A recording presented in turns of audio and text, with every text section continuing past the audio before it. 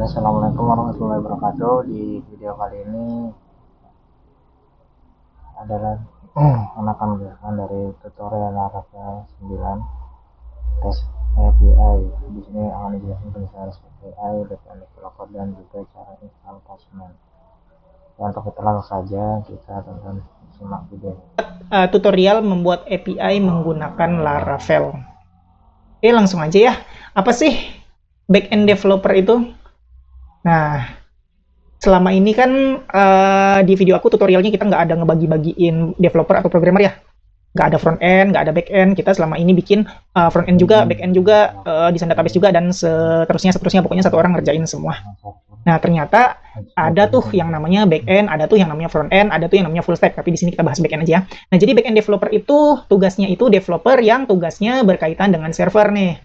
Nah, dengan server itu apa aja? Misalnya logic, yaitu logika untuk menyajikan data, create data, update, dan selainnya. Pokoknya berkaitan dengan data. Nah, otomatis juga berkaitan dengan database. Karena mungkin nulis data baru ya, create data baru ke database, show data, dan lain-lain. Nah, pokoknya intinya back end developer ini nggak ngurusin tampilan lah, nggak ngurusin tampilan website yang dilihat sama klien kita. Ngurusinnya yang berkaitan setahu aku aja, sebisa aku. Oke, lanjut.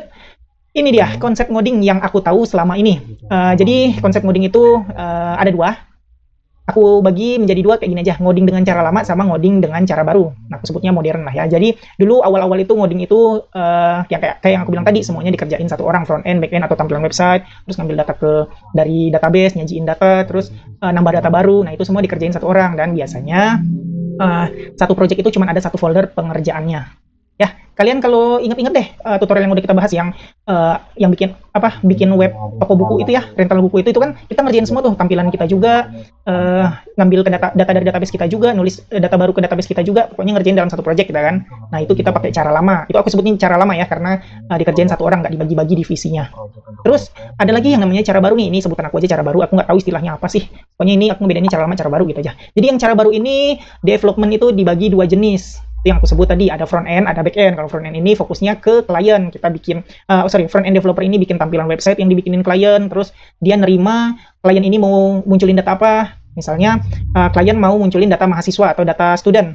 Nah, si front end developer ini bakal nangkap, biasanya lewat form ya, nangkap atau apapun itulah, pokoknya front end ini bikin atau nerima aduh aku bingung nyebutinnya. Jadi pokoknya intinya front end bakal bikinin suatu proses lah, di mana klien itu bisa nge-request data yang diinginkan. Misalnya yang kayak aku bilang tadi, butuh data student. Nah, di front end ini bikinin, terus dioper nanti lewat namanya API yang bakal kita bahas ya, tutorial bikin API. Nah, nanti back end itu yang bikin API itu nangkep apa yang di-request sama si front end. Nah, udah ditangkap apa yang di-request misalnya student, ya udah back end developer ini bakal bikin query atau bikin LQN, terserah nanti, intinya bakal proses run lah kayak gitu intinya. Nah, sih namanya nanti full stack ya, kita bahasnya fokus ke back end karena kita fokus ngebahas ke back end, jadi kita pisahin dari cara lama dua folder back end ya, asing lah ya, atau alur aplikasi itu gimana sih nyajiin atau create data, intinya berkaitan dengan database.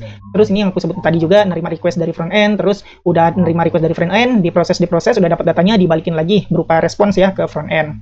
Terus tugas back end juga ngebuat API. Nah, ini yang bakal kita bikin nih. API itu bisa dibilang jembatan komunikasi antara front end dan back end. Nah, jembatan komunikasinya ini berupa request response kayak begitu, dan lain-lain yang berkaitan dengan server dan data. Itu dia tugasnya. Terus ini yang bakal kita kerjain. Kita bakal bikin API karena kita sebagai backend developer ya. Kita bakal bikin API, tapi apa sih itu API? Nah, API ini kepanjangannya nih, Application Programming Interface, yaitu interface atau perantara yang dapat menghubungkan satu aplikasi dengan aplikasi lainnya. Jadi di sini satu aplikasi dengan aplikasi lainnya itu kita bakal bikin jembatan di mana kita nangkap request dari klien. Nah, klien ini bisa berupa website, bisa berupa mobile, aplikasi Android atau iOS dan lainnya ya. Kita tangkap, bikin API buat nangkap requestnya, terus kita proses, ngambil data dari database atau proses apapun itu, udah selesai proses, kita oper lagi ke front end atau ke klien kita. Nah, itu dia API, itulah yang bakal kitnya.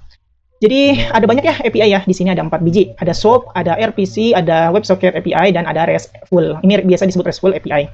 Nah, yang bakal kita pelajarin atau yang bakal kita gunakan dalam tutorial ini, kita bakal ngebahas REST API. Oke, konsep API. Nah, ini dia, supaya kalian lebih jelas lagi, kita bakal analogikan konsep API itu gimana cara kerjanya. Ini yang lagi rame-ramenya ya, API dijelaskan dengan analogi restoran. Jadi kalian bisa lihat di sini ada gambar customer atau klien, terus ada waiter, atau API-nya ada kitchen. Nah, ini server atau database-nya. Jadi API itu adalah waiter kalau di restoran. Klien itu atau klien apa? Klien itu customer yang mau beli makanan ya, yang pesan makanan. Sedangkan bagian server atau database itu kokinya yang masak.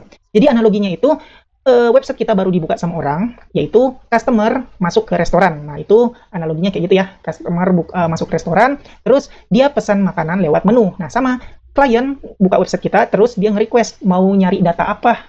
Misalnya data student.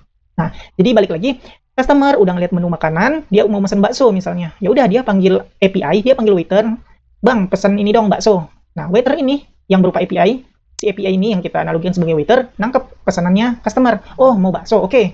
Nah, si API atau waiter ini bakal ke dapur, ngomong ke koki. Nah, kokinya ini database. Woi koki, bikinin bakso dong, ada pesanan satu. Nah, sama aja. API juga mengambil kita bikin codingan itu, ngambil ke server atau ke database. Di get data bakso misalnya kayak gitu. Nah, koki ini atau database udah selesai nih bakso udah selesai, dibalikin lagi ke waiter API. Nah, udah selesai dikasih API, ya udah karena udah selesai, tinggal kasih aja kan waiternya ini tinggal kasih ke customer bakso tersebut. Nah, kayak gitu cara kerja API. Jadi intinya terima dari klien, proses, dapat datanya, balikin lagi, anterin lagi ke klien. Jadi kayak gitu cara kerjanya bolak-balik aja. Oke, kayak gitu analoginya. Semoga aja kalian ngerti. Kalau nggak ngerti ya silahkan googling aja gimana cara kerja waiter. Tapi bagi aku sih kayaknya ini udah lebih jelas ya apa yang aku omongin tadi. Oke. Oke, di sini mungkin cukup sampai sini aja dulu konsep dari API-nya. Kurang lebihnya mohon maaf. Kita akan lanjut di bagian part 2-nya. Assalamualaikum warahmatullahi wabarakatuh.